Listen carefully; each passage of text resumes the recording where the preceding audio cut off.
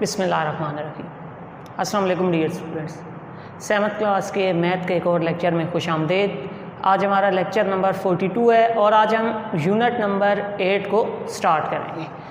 Unit number 8 है आपके पास algebraic expression. सबसे पहले तो हम बात करते हैं कि अलजबरा क्या है। जो वर्ड अलजबरा है ये अरेबिक वर्ड से डिराइव है। ये क्या है? अरेबिक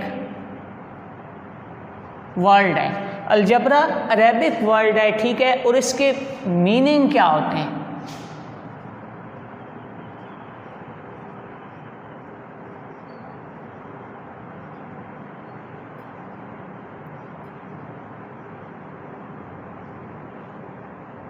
और इसका मीनिंग होता है ब्रिंग टुगेदर ब्रोकन पार्ट्स, टूटी हुई हिस्सों को आपस में जोड़ देना है।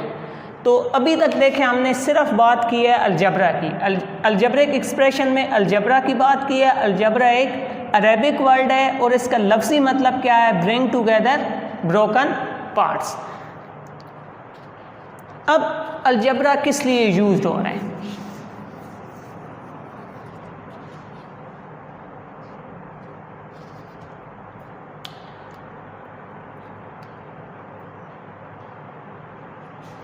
ये है क्या?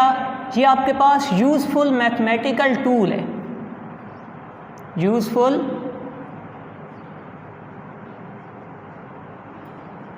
मैथमेटिकल टूल है। अलजबरा आपके पास एक यूज़फुल मैथमेटिकल टूल है जो मैथमेटिकल स्टेटमेंट्स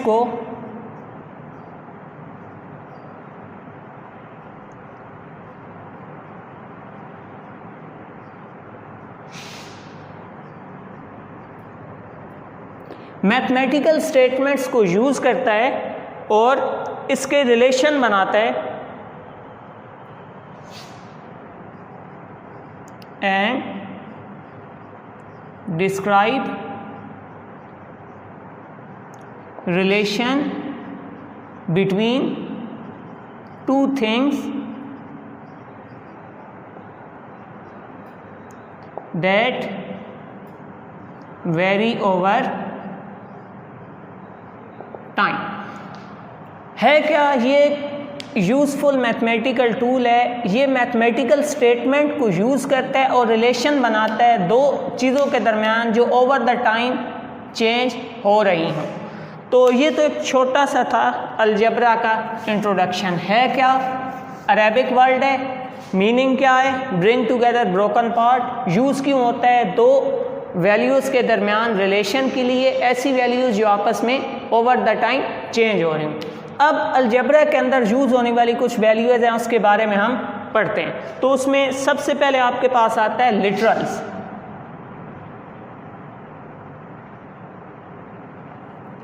लिटरल्स क्या हैं? ये आपके पास वर्ड्स होते हैं। Words are letter, words are letter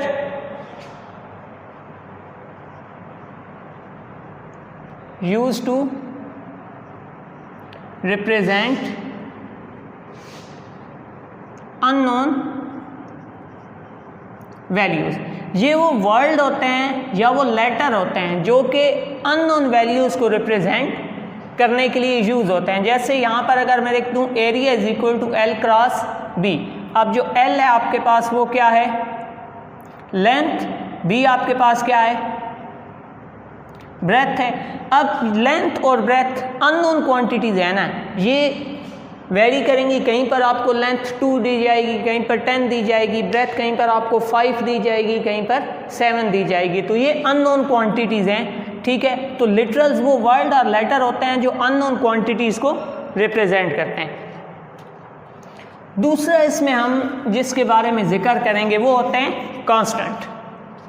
literals वो वर्ड और लेटर हैं जो अननोन क्वांटिटीज के लिए यूज होते हैं। नेक्स्ट किसकी बात करेंगे?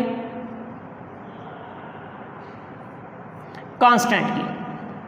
कांस्टेंट वो वर्ड्स या लेटर्स होते हैं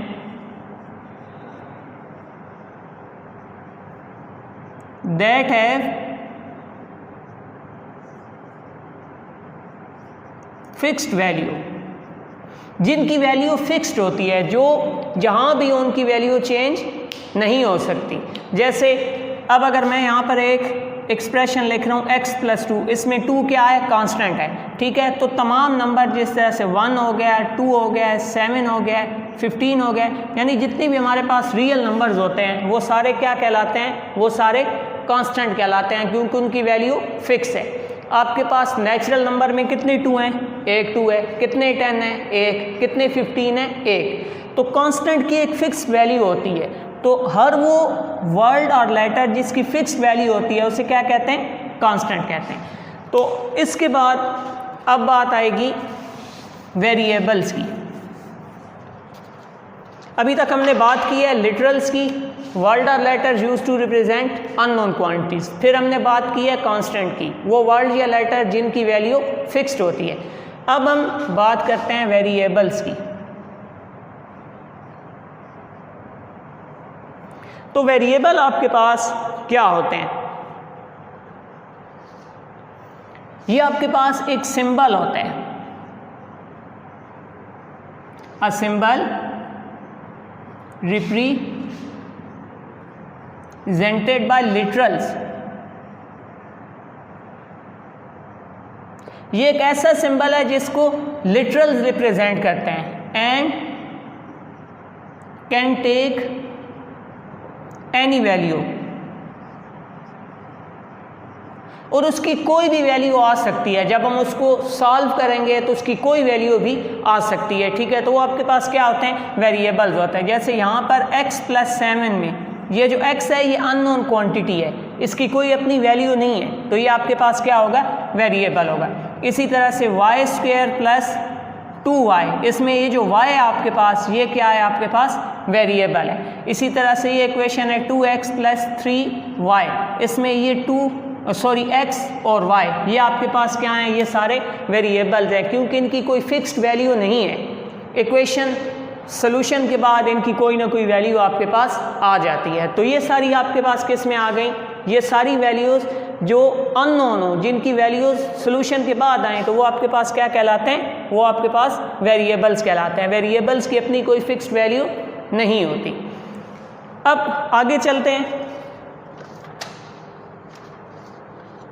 अब बात करते हैं अलजेब्रिक एक्सप्रेशन की।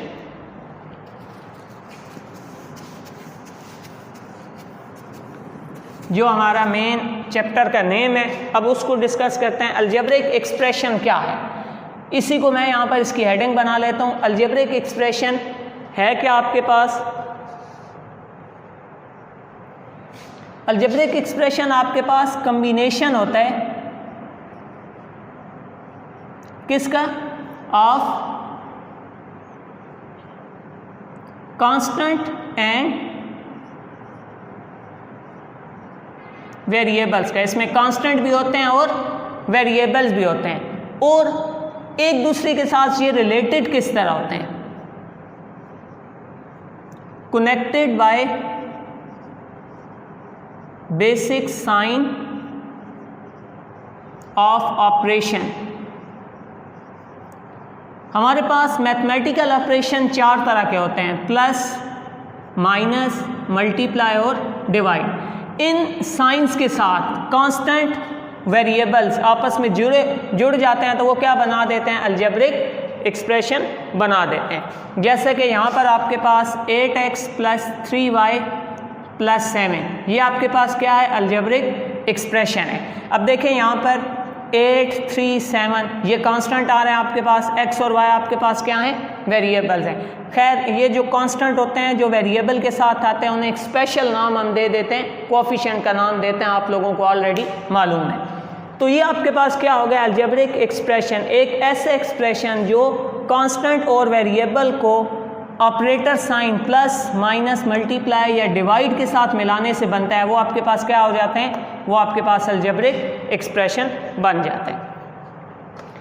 अब आगे बात करते हैं अलजेब्रिक टर्म्स की।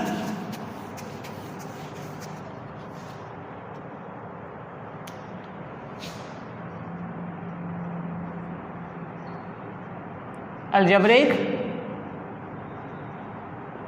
टर्म। अलजेब्रिक टर्म क्या है आपके पास?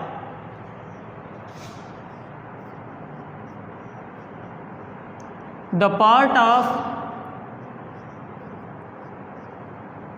Algebraic expression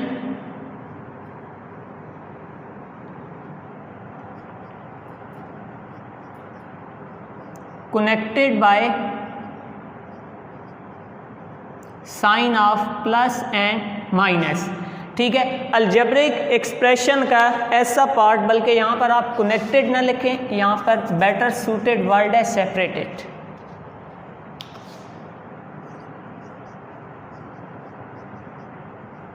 separated by sine of plus and minus क्या बना देते हैं? अलजेब्रिक टर्म बना देते हैं। जैसे यहाँ पर मैं एक वैल्यू लिख रहा हूँ 2x + 3y + 7। ठीक है, अब देखें प्लस यहाँ इन दो के दरम्यान ये 2 और ये 3। ठीक है, 1 2 3 ये आपके पास क्या है?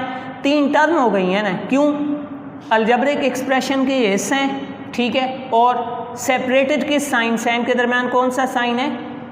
प्लस का साइन है। ठीक है, तो ये आपके पास कितनी टर्म्स हो गई? 3 टर्म्स हो गई। इसी तरह से 2x - 5y 1 2 दरम्यान में साइन माइनस का है ना। ठीक है, तो उसने इन दोनों टर्म्स को सेपरेट कर दिया, तो ये 2 सेपरेट वैल्यूज़ क्या कहलाएंगी? 2 टर्म कहलाएंगी। इसी तरह से अगर आप यहाँ लिखते हैं 2x - 5y + 9 1 2 3। ठीक है, ये 3 वैल्यूज़ हैं, इससे ये माइनस का और ये प्लस का साइन सेपरेट कर रहे हैं, तो ये आपके पास कितनी टर्म है? इसमें 3 टर्म्स। इधर आपके पास कितनी टर्म्स हो गई? 2। इधर आपके पास कितनी टर्म्स हो गई? 3 टर्म्स हो गई। तो टर्म समझ आ गई है। जब अलजेब्रिक एक्सप्रेशन में वैल्यूज़ को प्लस या माइनस के साइन के साथ सेपरेट किया जाता है तो वो आपके पास क्या बन जाती हैं? अलजेब्रिक टर्म्स बन जाती हैं। अब आगे हम बात करते हैं पॉलिनोमियल्स की।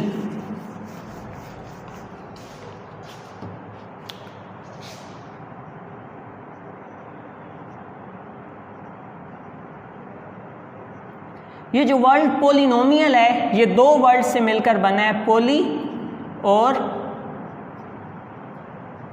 नोमियल्स। जो वर्ड पॉली है इसका लफ्ज़ी मतलब होता है मैनी, और जो वर्ड नोमियल है इसका मतलब होता है पार्ट्स या टर्म। मैनी टर्म, बहुत से हिस्से। ठीक है, तो पॉलिनोमियल आपके पास इसकी डेफिनेशन क्या बनेगी? पॉलिनोमियल 2 वर्ड्स पॉली और नोमियल से मिलकर बने। पॉली का मतलब मैनी, नोमियल का मतलब पार्ट्स या टर्म। तो सिंपल में हम इसको क्या कह सकते हैं? पॉलिनोमियल क्या है? पॉलिनोमियल एक अलजेब्रिक एक्सप्रेशन है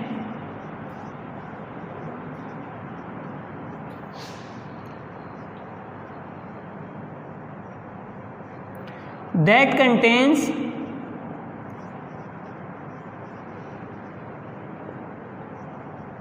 one or more terms। एक ऐसा अलजेब्रिक एक्सप्रेशन जिसमें एक या एक से ज़्यादा टर्म्स हो सकती हैं। और ज़्यादातर हम पॉलिनोमियल की जो टर्म होती हैं उससे हम असेंडिंग आर्डर में डिसेंडिंग आर्डर में लिखते हैं, यानी जो पहले बड़ी पावर है वो, फिर छोटी पावर, फिर कांस्टेंट, इस हिसाब से उसे लिखा जाता है। यानी ये आपके पास x² + 2x + 5 ये आपके पास क्या है? पॉलिनोमियल की एक एग्जाम्पल है। ठीक है, अब ये पॉलिनोमियल किस डिग्री का है? जो वेरिएबल की हाईएस्ट पावर होती है वो पॉलिनोमियल की डिग्री हो जाती है, तो ये पॉलिनोमियल ऑफ डिग्री 2 है। तो अब आगे बात करते हैं टाइप्स ऑफ पॉलिनोमियल्स की। सबसे पहले उसमें जिक्र आएगा मोनोमियल। ये जो वर्ड मोनो है इसका मतलब होता है 1। ठीक है, एक ऐसा पॉलिनोमियल जिसमें हमारे पास सिर्फ एक टर्म होगी उसको हम क्या कहेंगे? मोनोमियल कहेंगे। अब पॉलिनोमियल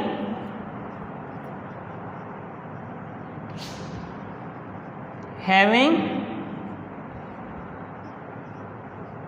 सिंगल टर्म, एक ऐसा पॉलिनोमियल जिसमें सिर्फ एक टर्म हो उसको क्या कहते हैं? मोनोमियल। जैसे यहाँ पर आपके पास ये x है, 7 हो गया है, ठीक है, 2y हो गया है। ये सिर्फ एक एक टर्म्स हैं, तो ये आपके पास क्या होगा, मोनोमियल होगा। नेक्स्ट जो टाइप है आपके पास वो है बाइनोमियल।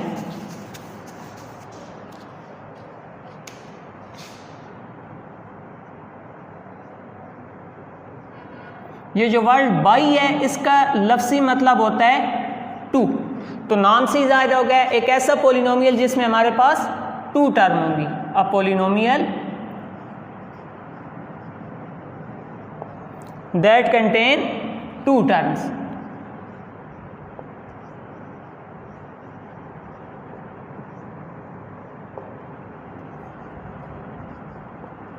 जैसे यहां पर आपके पास है 2x + 3। अब देखें 2 टर्म है इसमें, 3y - 5, यहाँ भी 2 टर्म आ गई, तो ये आपके पास किसकी एग्जांपल हो गई, ये आपके पास बाइनोमियल की एग्जांपल हो चुकी है। नेक्स्ट हम बात करते हैं ट्राइनोमियल की।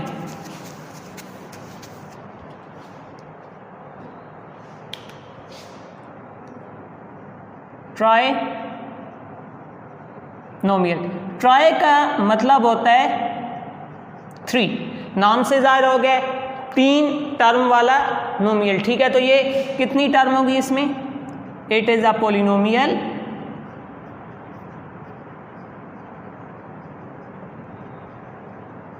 दैट कंटेन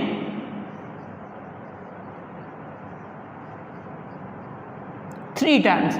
ये वो पोलिनोमियल है जो कितनी टर्म्स रखता है, जिसकी आपके पास 3 टर्म्स होती हैं। एग्जाम्पल इसकी 2x + 3y - 5, एक टर्म, दूसरी टर्म, तीसरी टर्म। 7y² - 7y + 5, एक टर्म, दूसरी टर्म, तीसरी टर्म। तो ये आपके पास क्या हो गया, ट्राइनोमियल हो गया। अच्छा, 3 से ज़्यादा जो आपके पास टर्म्स होती हैं उसको हम सिंपल क्या नाम देते हैं, मोर देन 3 को हम सिंपली कहते हैं पोलिनोमियल।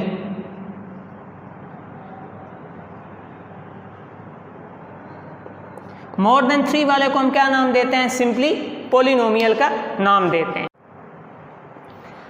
तो स्टूडेंट्स, ये था आपका आज का टॉपिक। इंशाल्लाह नेक्स्ट लेक्चर में आप लोगों से मुलाकात होगी जिसमें हम एक्सरसाइज को डिस्कस करेंगे और इन तमाम टॉपिक्स को एक्सरसाइज में डीपली एक्सप्लेन करेंगे। नेक्स्ट लेक्चर तक के लिए अल्लाह हाफ़िज़।